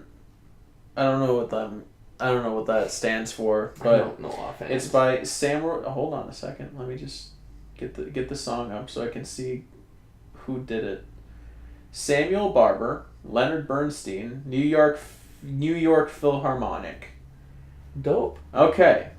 That's a good old classical orchestral piece. All strings. It was used in the movie Platoon. And it's about 10 minutes long. And it's really good. Awesome. That sounds like a lot of fun. Yeah. Actually. It's a wonderful like mood piece. It's really like dramatic and like riveting. I like it a lot. It's one of my favorite I don't know if I could call it classical because I don't know when it was written, but it's one of my favorite orchestral songs. So, very cool. Yes. I've never done that before here, so I wanted to do a little orchestral thing. Awesome. Mine is not that. It is The Glorious Sons, SOS, in parentheses, Sawed-Off Shotgun. This has just been a banger. Okay. It's been in my head for a week. All right. And I love it. I end up finding myself singing it all the time. Just kind of screaming it to myself because that's how I feel like it should be sang all the time. Yeah. And it's by the Glorious Sons, and I've followed these guys for a while now. You know, they did The Heavy, The Contender, which I love both those songs, but this one seems to be getting a little bit more popularity, which I'm excited about. I take it this is like a hard rock metal type thing. No, this is a southern classic kind of light rock. Oh, really? Yeah. Okay. I did not get that idea from all the things you just said. Okay. What's it called? SOS. Sawed-Off Shotgun. Okay. And they have a song called The Heavy, so I get it. Yeah. The content. I see what you mean. It sounds to me like a hard rock band, but okay. But no, they're very good. I want to start listening to more of their stuff, but I haven't gotten the chance yet. Right now, I'm really loving this song, though. If you guys want to go give it a listen, you go right ahead, because it's a banger. Okay, sweet. Yee. You been listening to anything else? Yes, an entire album. My album of the week is what's it called? Blue by I Am Am I Who Am I, because I'm still on that I Am Am I Who Am I train. I feel like so I Am I Who Am I is Yona Lee. Yona Lee's the solo act, and I Am I Who Am I is the also solo act. I don't really know what the difference is, and they sound identical. But Blue is a great album. I feel like I gave a pretty positive review to Yona Lee's debut album, which is Everybody Afraid to Be Forgotten, or Everyone Afraid to Be whatever, something like that. But this is like her early stuff is so much better. Blue is just great if you love dream pop. It's funny, every song has a similar. The opening track is Fountain, which is one of my favorite songs by Yona Lee. And I listen to this album because it's like, oh, it's the one that Fountain's off of. And every song does this thing where, like, when it starts, it's like, I don't know if I'm really feeling this, but then it always, like, kicks in at a certain point and gets super catchy and super... It's like every song just turns into a banger at a certain point, but it's like, it always, like, starts off kind of weird, and I'm like, oh, okay. Keeps you on your toes. You never know when a song's going to get really sick, so... Cool. Yeah. Very cool. Great album. And it's the kind of album I like where there's like not very many tracks, but each track is like 5-6 minutes long. Oh, here it is. Sick. 10 tracks, mostly long tracks. And it's a good atmospheric thing. Just sit back and listen to it. Just get relaxed. Very cool. Yeah. I should probably find time to actually sit and listen to I Am I, Who Am I, Am I? Yeah, that and Yona Lee. And Yona Lee. Just to see if it's your thing. I would say try it out, and if now my current thing is listen to Blue, if you want to try it out to see if it's your thing, because it's super good, and I'm really into it, and I have been for a while. Am I seeing there's a song on Blue called Blue Blue? Yeah, that's the title track. It's called Blue Blue. So it's Blue on Blue Blue? The only, like, weird thing... Sorry, no. Blue Blue on Blue. Yeah, Blue Blue on Blue. My bad. By Am I, Who Am I? Good. God damn it. This is a difficult artist to recommend to people for this very reason. My favorite song is Blue Blue by Am I, Who Am I? Oh, it sounds like you have. It sounds like you're having a stroke whenever you say that. You're gonna be kicked out of any place where you suggest that. Yeah, it's like, hey DJ, could you play Blue Blue off Blue by Am I, Who Am I? Like, excuse me? Please leave. Oh yeah, good. The only like kind of barrier to entry on this album is her English has improved in her newer stuff to the point where she pretty much gets the words right. But in the older stuff, like this album was 4 years ago, it's not as great, and sometimes it's kind of laughable the way she pronounces certain things. I had a good example, but I forget. Whatever. But she's got a very, very thick Swedish accent, and the way she pronounces certain words kind of takes you out of it because it sounds like Swedish Chef. So that's the only thing that might take you out of it a little bit.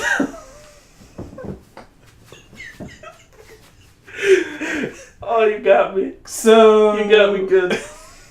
That was good. So a good album. It gets a 2 big thumbs up for me. Swedish Chef. Oh, good. Yeah, great. I listened to the first half of the album Thread by Red Sun Rising, which just came out. All right. And it is okay. Fair enough. Now, Red Sun Rising is like a hard rock metal band, right? Southern hard rock. Okay. Yeah. They have a song called Death Wish, which it's been a while since I've heard, but it's pretty good. Fashionable Death Wish. Yeah, this is your jam. Yeah. Straight up. But it's all right. I haven't found anything off of it that I'm like, oh yeah, this song right here. No, not yet, but we'll see. Yeah. Slash and Miles Kennedy and the Conspirators has a new song out. Oh, really? They do. I'm gonna have to listen to that then. It's okay. Okay, fair enough. It's just Slash, Miles Kennedy and the Conspirators. Yeah, they have a sound for sure. And it's just that. Yeah. In fact, it sounds a lot like Automatic Overdrive at one point. Oh, okay. But I'm still very excited for the album. Whether or not this song sounds the same, like, it still sounds good. Because all their stuff sounds good. Yeah. Not that it's like all great. It's like Slash's. I can't blame them. It's like his stuff is all very generic. There's not a lot of personality to it, but it's like it's just basic, good hard rock. Yeah. You know, it's like if you just need some hard rock, it's always a safe bet, but it's not the most interesting music. Yeah. But Slash at this point, he's just having fun. So. Well, and I hope this album is good. I really want a couple more tracks like, Anastasia, 18 Years to Life, stuff that 30 Years to Life that really just like stick out and end up being. My Slash jam is Halo. Yeah. Oh my God, Halo. That is a sick song. Good. But we'll see. I'm very excited for it. Otherwise, I don't know if I've been listening to a whole lot of music. Me neither. Other than the regular kind of stuff. Other than I've been listening to a bit of Hank Williams, a bit of Dolly Parton. Oh, yeah. A bit of John Prine. I listened to a little bit more of They Might Be Giants. Sick. Yeah. Oh! And I forgot to mention this. I listened to almost all of the Black Parade by My Chemical Romance. Oh, that old chestnut. Now, I've never actually listened to this album. Me neither. I've heard 2 songs. Welcome to the Black Parade. Which I hadn't actually heard until like 2 years ago. Right. Okay. I was familiar with it from back in the day when I was a good old emo kid. I never even heard it back in the day. Right. Okay. But I had heard Teenagers. Which is rock and anthem. Yeah. Which I actually love. I love that song. Sure. But I only knew 2 songs off this album, but I've been listening through it, and I've gotten to, I think I got to Welcome to the Black Parade, which is 5 songs in. Okay. But I plan on finishing it eventually, just because my inner child is like, wow, I missed out on this? Yeah. Okay. I don't really know anything about it yet. Like, Welcome to the Black Parade as a song is okay. Teenagers is still just a bop. I love that song. There's a nostalgia element to a lot of My Chemical Romance. This is My Chemical Romance, right? I get all these bands mixed up. You are correct. Yeah. There is a nostalgic element to My Chemical Romance, for me at least. It's like I listen to Welcome to the Black Parade, and it's like, oh, so epic. Back in high school, middle school, so epic. Oh my God, the term epic. Yeah. I forgot when that was like an actual thing. People are like, oh man, that's epic. It bugs me that you can't say epic anymore because it was ruined by that whole phase where everybody was like, oh, that's so epic, man. And like epic win, epic fail, that all that stuff. Because epic is a it's obviously a real term that's been used for centuries, and we just flat out ruined it. Yeah. Like when I say epic, when I actually mean epic, and I mean I'm like the Lord of the Rings, the climax of Return of the King is epic, and somebody's like, it's just I feel like I can't do it anymore. Yeah, that's fair. I forgot about this band as well. I've also been listening to a very little bit of Non-Point. This is a rock band, a heavy hard rock band. Okay. They have a song called Chaos and Earthquakes that is alright. And I think, if I remember right, Bullet with a Name was okay as well. I haven't listened to a whole lot, but I know some people that have been really getting into it. Yeah. And so I figured I should bring it up. Sick.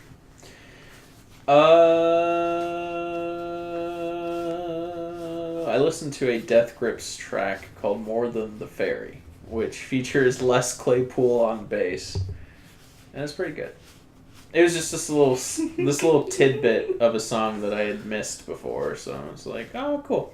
And so you've heard everything by Death Grips now? Not yet. I still need to listen to Ex-Military. I still need to listen to Fashion Week. Was that what it was called? Yeah. I still need to listen to Crouching Tiger, Hidden Gabber. Ooh. I've got to listen to. Oh. I've been listening to a little bit of Zach Hill as of recently. He's the drummer of Death Grips, and he was an experimental musician before Death Grips. What does he sound like without MC Ride? It's just weird, really percussion heavy and experimental music. Is it something you think I would actually like? I don't know. Maybe I don't know. It depends on how you like your experimental music. I suppose You could give it a shot. You could also. I feel like I've recommended this to you before. There is a group called the ILYs, which is Zach Hill and Andy Marin. Just those two. It's literally Death Grips without MC Ride. It's just the two of the three guys, and MC Ride's not in it. See, but what's funny is that what makes me even remotely interested in Death Grips is MC Ride. It's a blessing and a curse. I get what you mean. MC Ride. The funny thing is, when I was early on. I was in the denial stage of the whole Death Grips cycle, which is getting into Death Grips basically parallels the stages of grief. The way I look at it, I was in the denial stage where I was just like, I like Death Grips, so I don't know if I like MC Ride. So I listened to the ILYs, and I was like, this is just. It's somehow boring. I need MC Ride. Like, it's the instrumentals are good, and it's got that definite. It has vocals, like the Andy and Zach. They do provide vocals, but it's like, it's just not the same without MC Ride. It's just it's a whole different beast, and it's just not as interesting. So I had to go back, and So I would recommend you something like the ILYs, and I would recommend that you listen to Zach Hill. But it's like ultimately you're just ignoring the most important piece of the puzzle here. No, trust me, I actually enjoy MC Ride as a person. Yeah, right. I think he's such an interesting guy. Yes, he's like a painter. He's like a real artist, and it's clear that he's just doing a persona thing for Death Grips. Like, he's not that guy in real life, but it's like. He interests me so much. Yeah, I agree. He's a fascinating person. But yeah, I don't know about the Death Grips thing yet. Yeah.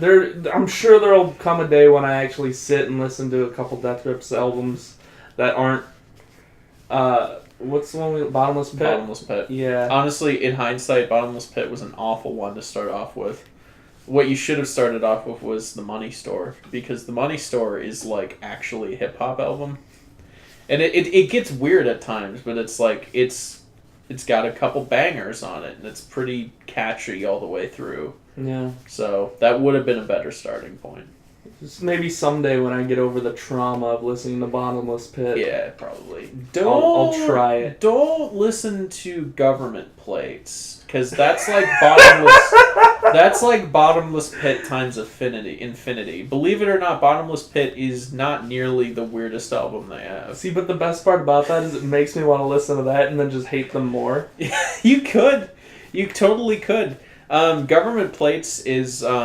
Well, maybe you'd like it more because MC Ride doesn't really have any lyricism on the album. It's just his voice, like, looped and repeated, and just like. It's like his voice is like an electronic instrument in the album. They just sample his voice and they like pop it in and out in this really weird. It sounds like an instrumental album. Like, there's not really lyrics. There's just MC Ride saying a thing, and that thing just being sampled and repeated the whole way through the song. And then there's a sick drum beat and a really weird, like, busted out gain synth lead. Great. And then it's like, that's the whole album. Great. And it's, yeah. Great. So don't listen to that one. Great. I love Death Grips, and I don't even know what the deal with that album is. Okay. Is that all we got for music today? Yeah. Alright, you want to talk about some video games? I don't know, do I? I just bought... I don't know why that was funny. No, it wasn't. Come on, Josh, I'm trying to be serious here. I just bought Oh. Captain Toad's Treasure Tracker, and it's exactly what you'd expect it to be. It's just delightful. It's this fun, colorful puzzle game. Yeah. It's nice. It's nothing challenging. It's nothing very engaging. It's just like mindless, like background stuff. Yeah. Yeah. It sounds. I've touched a little bit. A little bit of the demo, and it seems like just kind of a nice laid back game. Yeah. Yeah. It is. Cool. Is that about it that you've been playing? I'm doing late game stuff in Stardew Valley. I bought the Golden Clock. I bought the 2 obelisks, and I've completely optimized everything in my farm, and I'm producing like 1,500,000 gold every month, and 1,500,000 gold every month. I mean, see, the problem with this is that means nothing to me. Because I don't know what it means. Yeah, that's fair. I'm just saying, I've gotten to the point in Stardew Valley where there is no end to the game, but I've gotten to the point, and this is on my second file, I'm about like 150 hours in. Is this with MC Ride? It is, yes. Okay. And on the Money Store Farm, that's what it's called. Okay. My character, MC Ride, I'm about 150 hours in, and I'm finally getting to the point where I'm pretty much done with the game, like all the stuff you can do. And the issue is I have a third playthrough and waiting, which is a different farm type, one that's more open. I made the mistake of doing the water farm, the river farm, which means you have very little actual land to build on. You have islands. Your farm is a bunch of islands, and that's been interesting to compartmentalize all my stuff, and it helped me figure out where to put what thing. But when you get into the late game, you're just really cramped for space, and I would not recommend that starting farm. What I would recommend is the forest one, because then you get hardwood right on your property, and you can just go out and get hardwood whenever you need, and you get forage materials just spawning on your property as well. So do that. Hopefully some of that got through to you. No, I understand bits. Yeah. Like hardwood, I know hardwood is a fairly hard to get material. Yeah. Forging is important in games. Yeah. It's like when you have the forest farm, like mushrooms and and just like forgeable materials spawn on your farm, whereas they don't elsewhere. Yeah. Alright. So. Alright, well, very cool. I have been playing, well, let's start with what I was playing, and that was Far Cry 3. Ah, sweet. Played, beat, and deleted off my console so I could fit more things on. Cool. And I thought it was okay. Yeah. I felt like it has the best story out of any Far Cry game, but it absolutely does. as far as like mechanics go, I didn't like the mechanics as much as 4 or 5. Yeah, I mean, see, it's like part of me. It's like Far Cry 3 remains my favorite Far Cry game, and to me, I just like the simplicity. I don't know, like they added a lot of stuff in 4 and 5, but for nostalgia's sake, I just go back to Far Cry 3, and I'll just do the basic mechanics and do them really well. I don't know. Yeah. It's just I am also on my replay of Far Cry 3, and I still like it better than 4 and 5, but that's just me. But as far as like story goes, I'm not a huge fan of any of the other ones yet. I would say Far Cry 5 has an outright bad story. Like, Far Cry 4's was okay, but Far Cry 5's was outright not good. Well, okay, so I've only played approximately an hour and a half, 2 hours of Far Cry 5 so far. Okay. So all I got through was the intro and then cleaning up that first island and then just getting off of that island. Mm-hmm. And the intro was awesome. I loved the intro to Far Cry 5. I thought that was very cool, very well done. Okay. I had a blast playing that intro. I'm like, wow, this is really cool. I'm having fun. But then when I got done with that, the mechanics were good, but the story so far hasn't really progressed, so I can't say anything else about it. Alright. So that's where I am. Yeah. The story, the issue with Far Cry 5, and I don't want to give it away now that you're actually playing it, but you'll soon discover that the issue with Far Cry 5 is the story's meant to be non-linear, which means that it's not a strongly constructed story because it can happen in any order.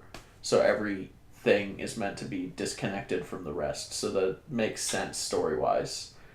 And Because it is completely open as soon as you get off that island. yeah, He it is. says, It is you should go this way, but you can go anywhere. It is the least linear Far Cry game. It is like you choose your own path through the story, and that means that there's no coherent narrative, and that means that everything's just kind of pointless and jumbled. Is there? I mean, okay, so the game obviously has a preference on where you should go. Yes, it gives you like, hey, you should probably do this first. And see, I actually did the game in the order that it wanted me to, and it still feels jumbled because the issue is like,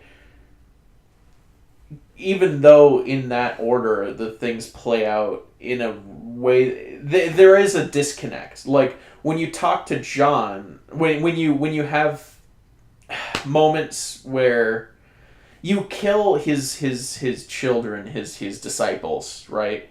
But the order in which you kill them isn't set in stone. You can kill them in any order and it doesn't affect what happens.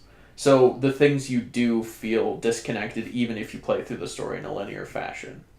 Like it still feels... And then there's the thing where story events are triggered by completing missions. And it becomes laughable at a certain point. You'll see why when story events trigger. They're just so hilariously bad the way that it happens. So would you suggest that I go through the way the game is pointing me, or should I do it a different way? Just for the sake of like ramping up difficulty, I would suggest doing. I would suggest going. The way I did was. John was the guy. Oh, okay. Past the first guy, the game doesn't tell you which one to go after next. It tells you to go after the. I forget. John Seed. Is that the father or is that the? I think that's the guy that tells you to do first. Yes, John Seed. Yep. The bottom left of the map. Yes. Yeah, and then you go to find Fall's End. Yeah. Yeah, and that's beyond that. It doesn't actually give you a preference between who to do next. How I did it was I went John Seed, and then I did Jacob Seed. Went up top in the map, and then I did Faith Seed, and that worked out pretty well for me. Okay. Because Faith Seed's the only interesting character. Oh. It turns out. I didn't even know this, but it actually worked out because I went to Faith Seed, and it's like she actually has she's kind of a complex character instead of like Jacob Seed is just a stereotype. John Seed's just a stereotype, but Faith Seed has a little bit of depth, and also that area is weird because of all the zombies, but... and the transforming animals, right? Yeah, and the transforming animals. So, go there last, I would say, because it makes for an interesting conclusion to the game. It's a weird location to end it in. Alright. So. Very cool. Yeah. So yeah, Far Cry 3, Far Cry 5, been doing that. Yep. As of very recently, I was convinced by my brother. He wanted me to pick up the JoJo's Bizarre Adventure game. Oh, okay. So he paid me $15, and then I bought the game for him. Mm. And so we played a little bit of it. Okay. I don't know. You're like you're gonna break down. I don't know anything about JoJo's Bizarre Adventure other than I hated the first episode. Mm. I've seen none of the rest of it. Mm. I've heard nothing but crazy ass stories. And I know a lot of people that absolutely love it. That's it. That's all I know. Yeah. And now I have the game. And it's crazy. Yeah. What is the game? What is the... I have never heard of this. What kind of game is it? It's a fighting game. Okay. It's Is it like 2D side scrolling? No, it's 3D. It's a 3D one. So, do you remember Naruto? No. Do you remember? Dragon Ball. No. Do you remember? What's that game on the DS we played with Chris? The robots. Custom Robo. Arena. Custom Robo. So they have maps, and they have different levels and whatnot, and then you fight. You run around and you fight each other. Oh, okay. Now, each person controls 2 people. You have the person you play as, and then you have your partner. Okay. Who I think can be another person if you play online, but otherwise it's just played by the CPU. And you run around and you fight these other 2 people who are running around this map. Mm-hmm. And the maps can change. Like, they can have drastic changes. Your powers make no sense to me. Okay. I don't understand any of them. I honestly don't really know how to play the game, but we've beaten the first chapter and a half. Alright. And the story is nonsense. Yeah. There's a dog with a man's face. From what I've seen of JoJo, it is pretty He nonsensical. has a monster that comes out of nowhere that's a bird with wheels. Yeah. There's an old man whose pecs are so large they just look like breasts. And his magic ability is he has purple vines. And I thought that was normal, but my brother is upset about it. He's like, that's the weirdest thing about this. And I disagree completely. You think the pecs are the weird thing? No, I think the dog with the face with the stand that's a bird that has wheels and a mecha, I think that's the weirdest thing so far. Yep. Half of the characters look like women but aren't? Yeah. I remember me and Robert and Becca once watched an episode of JoJo, and it was just an enlightening experience. Because there's an episode where there's a woman who's sick. An actual woman or a man that An looks actual like a woman? woman who's sick. I didn't think there was actually women in the show. No, there are in the show, and she's like Wow. sick in a bed, and she's like your average anime woman. She's very, very petite, very small, and then it pans over to Jonathan Joestar, and he like takes up half the room. I mean, yeah, he's like huge.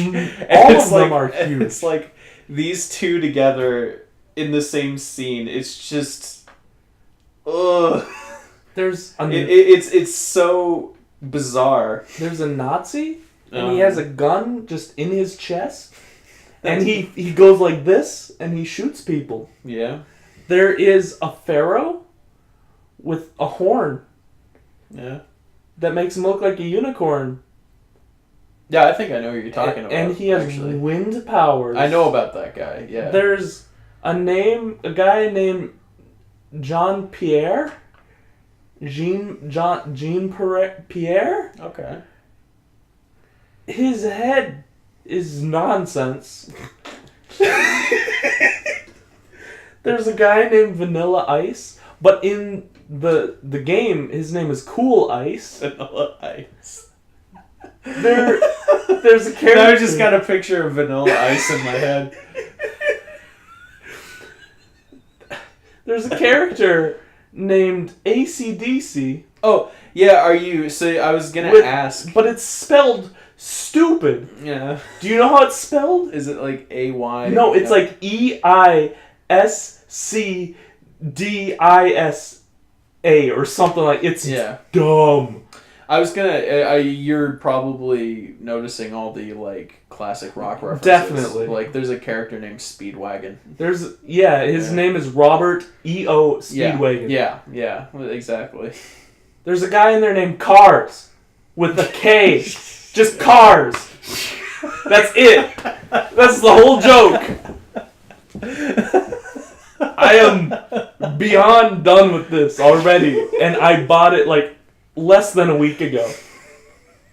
There's a person named Weather Forecast.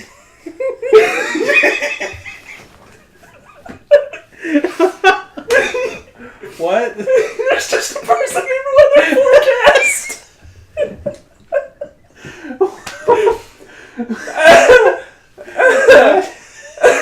Hold on, you want to run that by me again? So I was going through the characters, and I'm like, who should I play as? And I'm going through, and then you got Jonathan Joestar, you have Old Man, you have John Pierre, and then you have Weather Forecast. Play as Weather Forecast.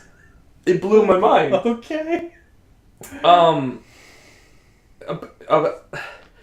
Apparently my brother didn't know who Weather Forecast because he hadn't gotten that far in the manga yet, so he had to quickly read the manga, and then he got to the part where Weather Forecast shows up.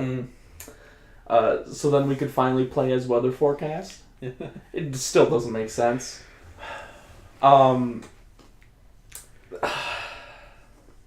This game's dumb. The show is dumb. Yeah. I can see where it would be very fun. I don't think I have time for this nonsense in my life right now. That's fair. In the first act of this game, 2 characters die right off the bat. Yeah. And then you fight this guy named Dio. Yeah. Which is another classic rock reference. And you beat him, and then the next part of that chapter is the 2 characters that just died come and fight you. Okay. But now they're glowing purple. Oh, yeah. And the reason why, my brother, he's like, oh my god, why are they here? Why are they back? And I'm like, yeah, that makes no sense. And the 2 characters that die is one, the dog with the man face. No. And then, I don't remember the other guy. But they come back and they're like, in the story, they're like, why are you alive? I thought you died. And then you see they're glowing purple, and my brother goes, oh my god, Vanilla Ice. And I just... What? Does your brother know who Vanilla Ice is? Yes! Like the rapper? Yes! Okay, good. I don't know anything about this world. So He's like Vanilla Ice. He just looks at me and he says, oh my god, Vanilla Ice. As if it means something to me. And all you can picture is, Vanilla Ice. Ice, baby. Yeah. And so I've had a lot of fun at not knowing at all what's happening. Yeah. There's a character that I'm not allowed to play as right now because my brother hasn't gotten that far in the manga. Okay. It's just a sailor boy. Sailor Moon? No. Sailor Venus. It looks like a woman, but it's a sailor boy. Okay. He's got a crop top. Oh, yeah. Sailor outfit. Like, stereotypical sailor outfit with the hat and everything. I hate this game. The Japanese are just an odd folk. I don't think it's even just the Japanese. It's this man who created this. Yeah. Because I've seen a lot of Japanese things. I'm like, oh wow, that's weird. This is pushing it. I think the 2 strangest anime things I've seen have got to be and Mob Psycho 100. But I would also say Monster Musume now that I'm thinking about it. That is who comes up with that kind of thing. I don't know. So yeah, that happened. And a long time ago, I got Hat in Time, and I've been playing that. Okay, cool. And that's very good. I'm at like 70-something% of the way through the game, meaning I've collected 70-some% of all the rift time things. Eat. And that game is better than I gave it credit for originally. I thought it was just kind of meh, and I'm starting to really, really like it. Okay, maybe I should revisit it, because I kind of stopped playing it because I thought it was kind of meh. Yeah. Okay. I got done with Mafia Town, and it's definitely a game that I think gets better over time. The boss... Wait, you got done with Mafia? That's like the first world, isn't it? Yeah, I stopped before I finished the first world. Oh, because I thought it was meh. Okay. How far did you get? I'm like 3 or 4 worlds in. Which world are you on? I think I just finished the like Hollywood world. The train with the birds? Yeah, the train and bird one, yeah. Yeah, that world's meh. Subcon Forest... Because it's not very open, it's very, very linear. Yeah. And very, like, the puzzles are just kind of it's just not fun. Like you're Yeah. just looking for things, and you're just like, ugh, where haven't I checked? Yeah, totally. Subcon Forest was pretty fun. I gotta say the boss for that is ridiculous. And I haven't been able to beat it yet, so I still gotta work on that. And then the next world is like this weird free roam open goat world Oh. that feels Legend of Zelda-esque. Like very Legend of Zelda-esque. And I'm really liking it. Okay, cool. So that's really fun. And I haven't done the next world yet, but I have it unlocked. I just haven't done it yet. Because I'm trying to 100% everything. Alright. I'm trying to get all of the time rifts and whatnot. Okay, And, I think you're inspiring me to go back and check it out again. Well, you know, I hope you do. I actually have been having a lot of fun with it lately. And I didn't think I would come back to it, but the movement's so tight. Like, it's very well made as far as, like, the controls and the movement. And the hats. The hats are fun. I like hats. So, I'm having a good time. Neato. Yeah. Alright. But that's about it. Yeah, we got about a 2-hour episode. Sorry for going so long, but there's one more thing I wanted to mention before we're done. There's a anime film coming out soon that I want to look into. It's called I Want to Eat Your Pancreas.